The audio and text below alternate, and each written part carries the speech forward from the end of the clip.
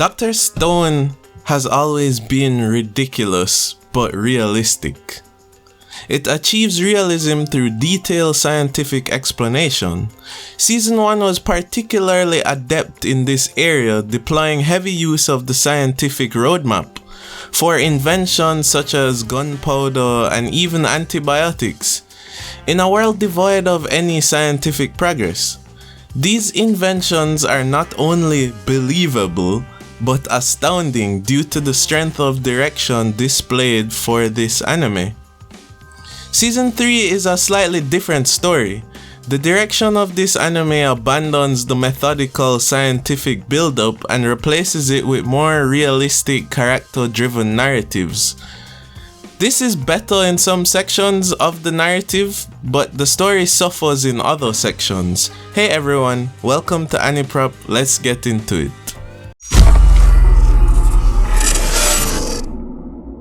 I'm an engineer, and it's not hyperbolic to say that I have learned many science principles by watching the first 2 seasons of this anime. Conceptually, the story did not make large progress, but instead focused on the inventions while slowly expanding the cast of characters in a meaningful way as more humans were revived. So what's so different with Season 3?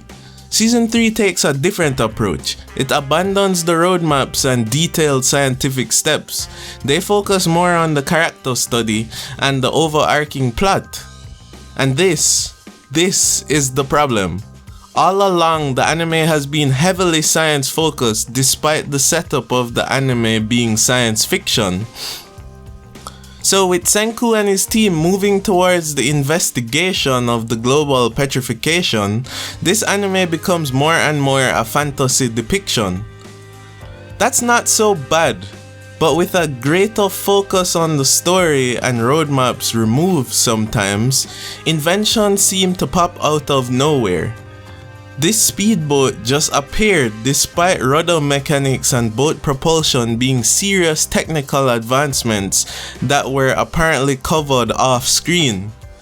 The roadmaps always helped the unbelievable invention seem grounded because one could not deny what they saw with their own 2 eyes step by step. Now we just see inventions popping up when convenient. To the anime's credit, in order to not be completely ridiculous, they did give us the step-by-step for the invention of cameras and sonar.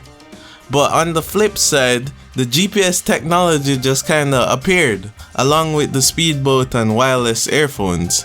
The direction of the anime abandons its careful crafting of plot devices in favor of accelerating the story.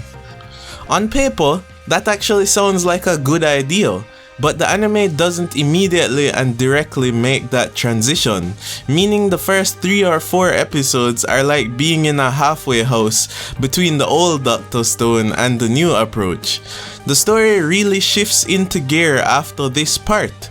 They focus almost entirely on the plot after speedrunning the inventions, and the viewer gets over the incongruous presentation of these inventions.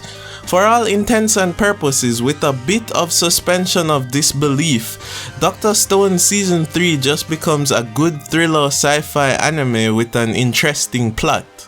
The story finally tackles some of the mystery of the petrification with a high degree of intrigue. In fact, I was genuinely surprised how good an anime it still was after removing the core science element.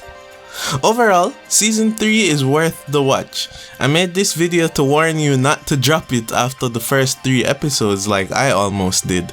In fact, I even get the feeling that Season 3 did the dirty work of speedrunning sections of the narrative to set up the groundwork for Season 4.